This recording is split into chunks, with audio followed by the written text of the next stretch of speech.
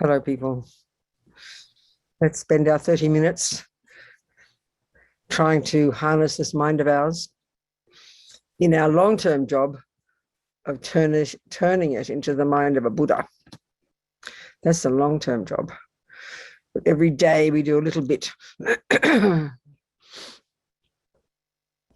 So this morning, like last week, we're going to do, well, I forgot last week to do the 9-round breathing. We did it at the end, didn't we? We'll do that first. So that's always a technique that the lamas use to steady the mind, kind of steady the mind. In fact, it's got a more subtle meaning about, in the mornings, like before dawn or something, I can't remember. There's something about the winds.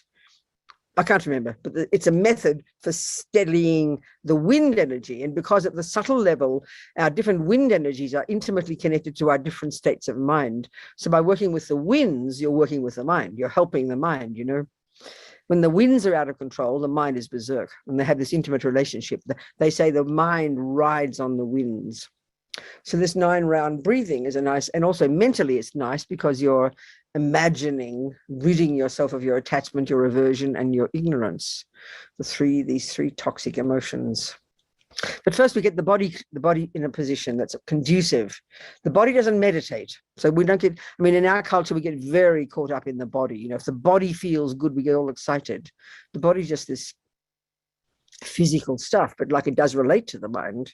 So we put it in a position that makes it conducive for the mind to do its job. So we just check the 7 or 8 points. This is coming from all the great meditators over the centuries. They have found it to be the best. So ideally, of course, always, and keep this in mind, the full lotus position has got some great meaning because the greatest meditators are really working seriously on their minds. They can stay in that position that keeps them stable for like months. So it's very practical. So if we can even practice doing that, and I always say this, but it's good to hear it. His Holiness the Dalai Lama said one time, I remember reading, that's really auspicious to start your session in that classical position of each instep on the other thigh. Just for a moment, it kind of creates the cause to be able to do it in the future when we do the more advanced meditations. Of course, if we can't do it, that's okay. Put one leg up. If you can't do that, regular cross-legged. If you can't do that, then sitting in any way you can. For most of us, if we're in a chair, then the key thing is you hold up your own body. You don't slump. You don't slump into the back of the chair. You sit upright. And you obviously have to have your feet firmly planted on the ground. That's the first one. Please forgive me. There's something I've got to turn off that I forgot that is not good. Please forgive me.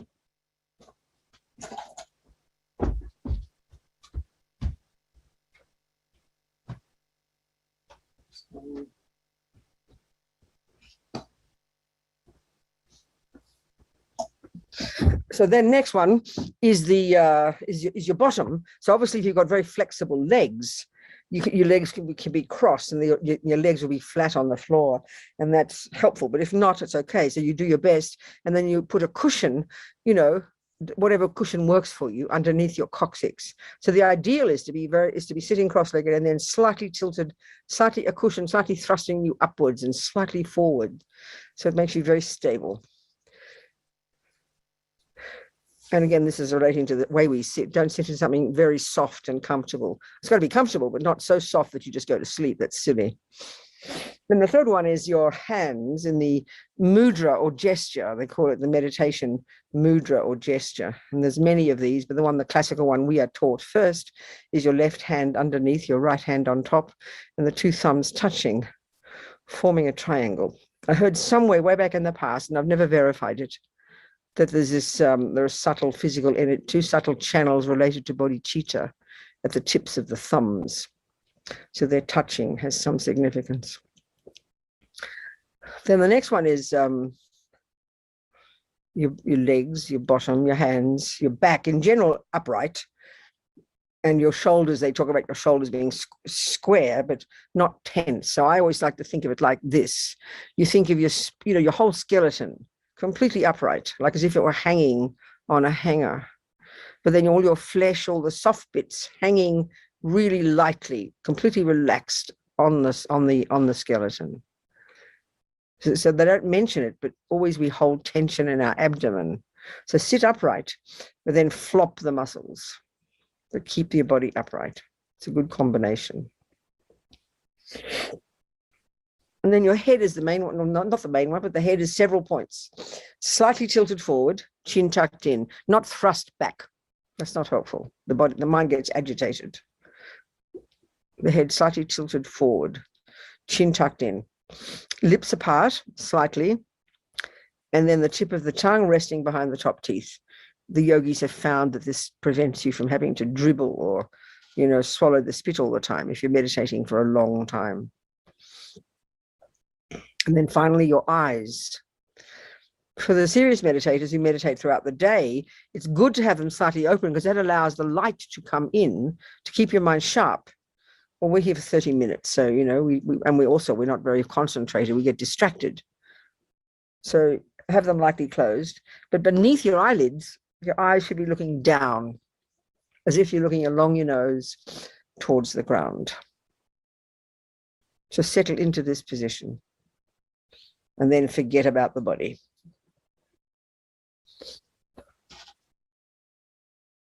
So think just for this 25 minutes, I'm going to make the most of it, work on my mind, slowly learning day by day how to know the mind, train the mind, discipline the mind, so we can mold it into the shape we want. This is the job.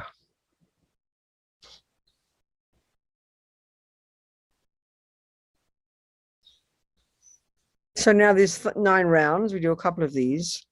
Basically, the idea is, the first 3 breaths you imagine leaving through your left nostril, and it's all your attachment energy. So attachments like dissatisfaction, always wanting something more, possessiveness, manipulating, controlling, always making, trying to control the whole world. All that's attachment energy, but also just there's emotional hunger. So all that energy, you imagine it leaving through your left nostril like yucky smoke. The first 3 breaths.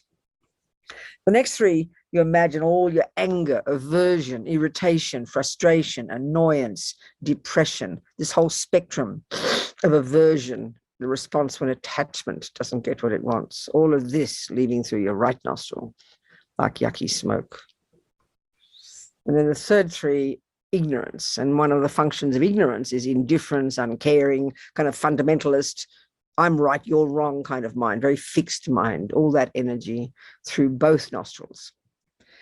That's the out breaths, left attachment, right aversion and anger and depression. The third, both ignorance. Then to add to it, which is, you visualize when you breathe in all the blissful white light of the universe, all the holy beings, all your own potential, all your own goodness, breathing in to you, and then that drives out through the other nostril. So through the right, all the delicious, blissful energy through the right nostril, which drives out all the attachment through the left, and then reverse it, and then both.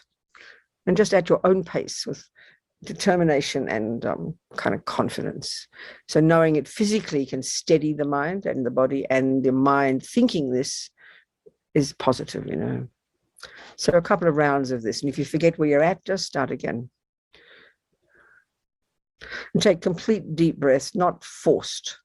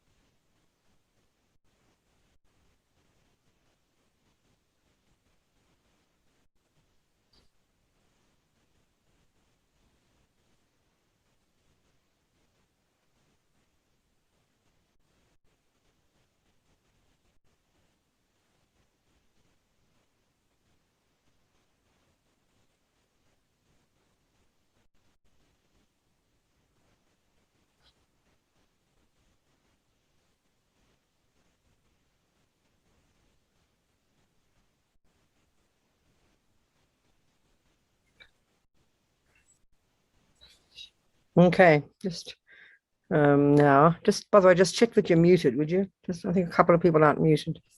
Just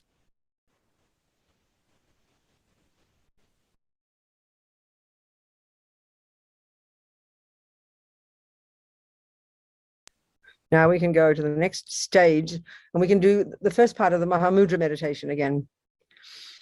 Mahamudra generally is a type of meditation. Mahamudra is a type of meditation to help us realize the emptiness, first of our mind, first of our own self, then of the mind itself and phenomena.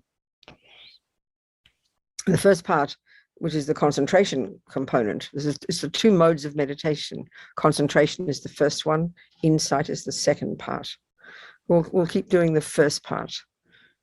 We'll do the first part, and that is where we're learning to concentrate. So in this technique, concentration, you're using various parts of your mind. These, I like to call these parts our mechanics. So the key part, the first bit that does the job of focusing, is literally called attention. So it's like you pay attention. So they always need an object to pay attention to. So in this case, the object of concentration, the typical one we might do that Lord Buddha taught is the breath. But this is more subtle. This is the mind itself. And all that means in the beginning is whatever arises in your mind. I mean, thoughts are continuously coming. We don't pay attention normally.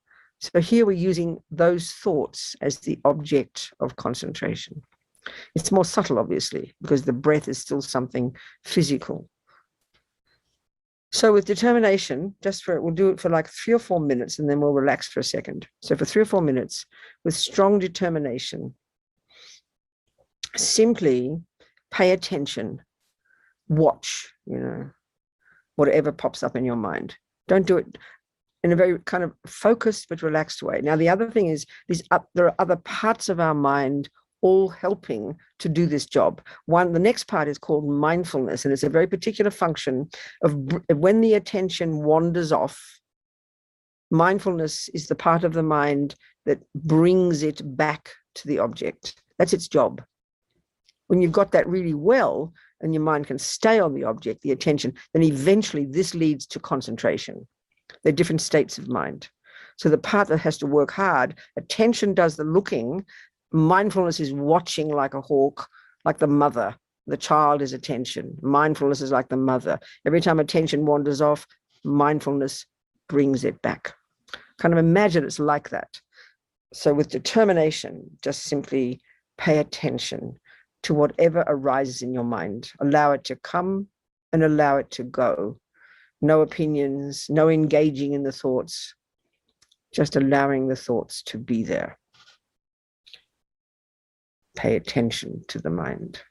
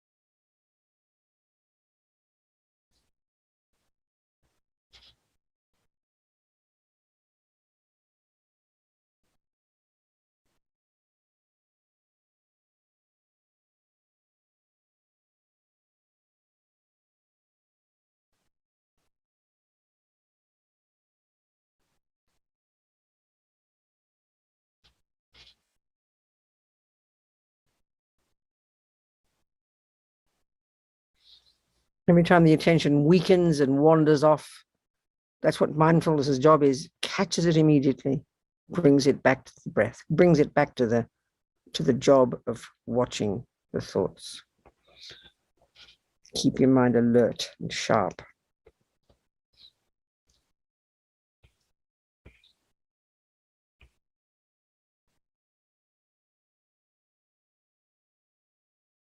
It doesn't matter how busy your thoughts are. That's the point. Just observe. Let them go. Let them go.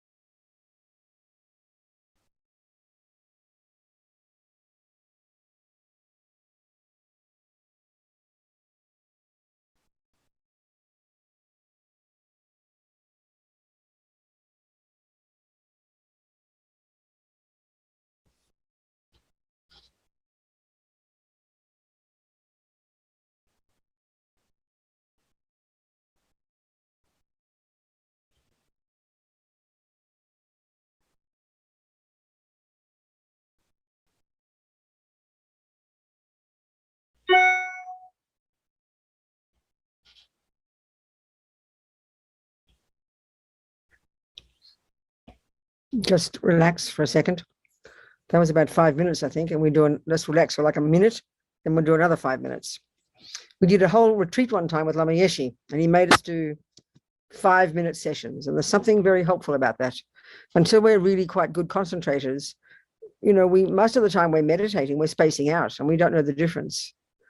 This is a really important point, because some people can sit quite relaxed, and we think that's called concentration. It's not, it's spacing out.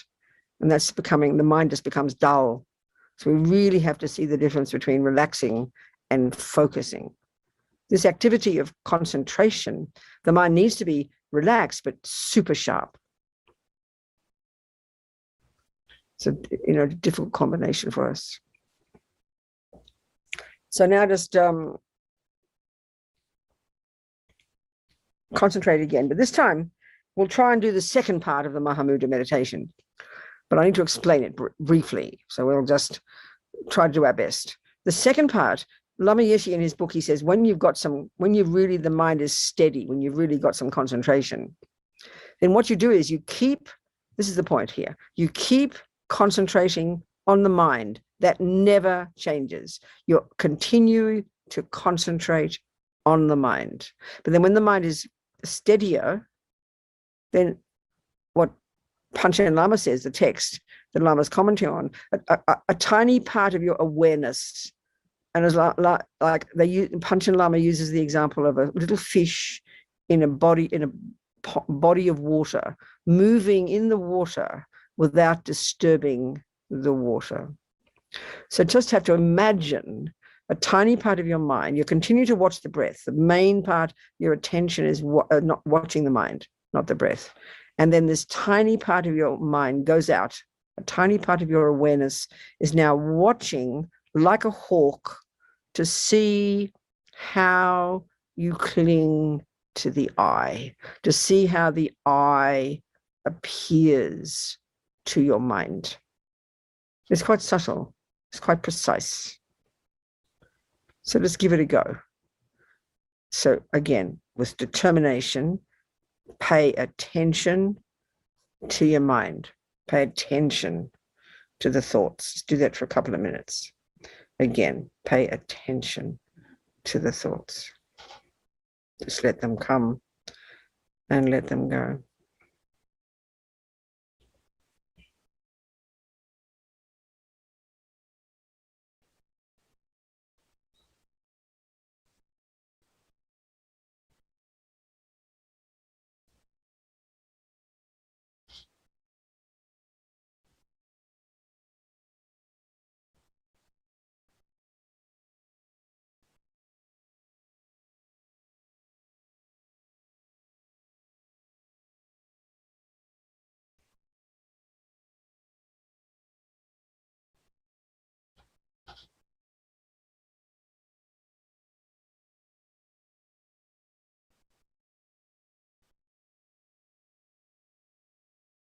So now, this tiny part of your awareness, like this fish, and Lama so sweetly, he calls it your mindfulness fish. You stay paying attention to the mind. But it's like watching out of the corner of your eye. You're walking on the road, you're driving, and you're focusing exactly on your lane. You're watching, you're paying absolute attention. But out of the corner of your eye, you can see things on the road, can't you? You can see the other cars, but you're not paying attention to them. It's a tiny part of your mind watching to see how the eye appears, how we grasp at the eye. That's the job. Do your best. Pay attention to the mind and this tiny, your mindfulness fish, watching to see how the eye, how you experience your eye, this me.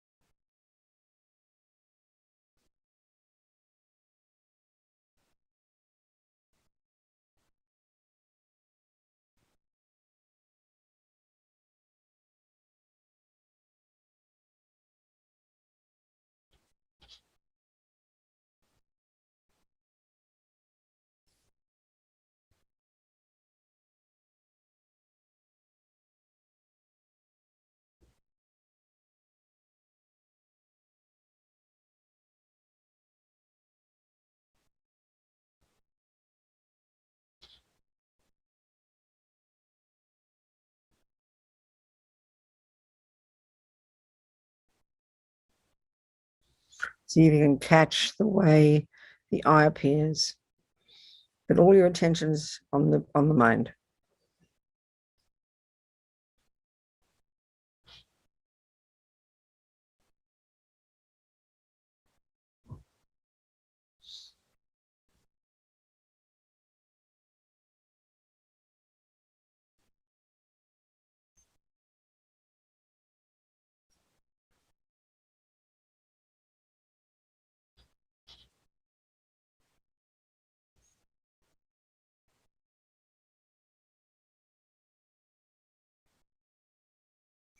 So relax now.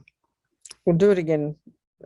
Now it's finished. But the thing is, I mean, Lama says, this meditation, as Lama says, it's non-conceptual completely. There's no analysis. There's no, but you'd imagine if you did this meditation, you've never heard of emptiness. Clearly, you'd have to know something, you'd have to have some background. Because what we're trying to do is observe the way the ego grasping, the root delusion, clings to the self. So that's why to concentrate first, to get the mind steady, then this awareness, this tiny part of your awareness can then watch. It's quite subtle, but this is the Mahamudra meditation, the way to see the way the ignorance grasps at the eye. Of course, if we've never heard of that, it's quite difficult. So even though it's a non-conceptual meditation in itself, it's clear that we need background, So maybe next week I can read a couple of Lama's words about the way the I appears to us. So we finish now. Thinking, hoping this 30 minutes we've done, this attempt to discipline the mind. Again, we bring it into our daily life. Every day we do a little bit, and we bring it into our daily life. So the learning from this to bring into our daily life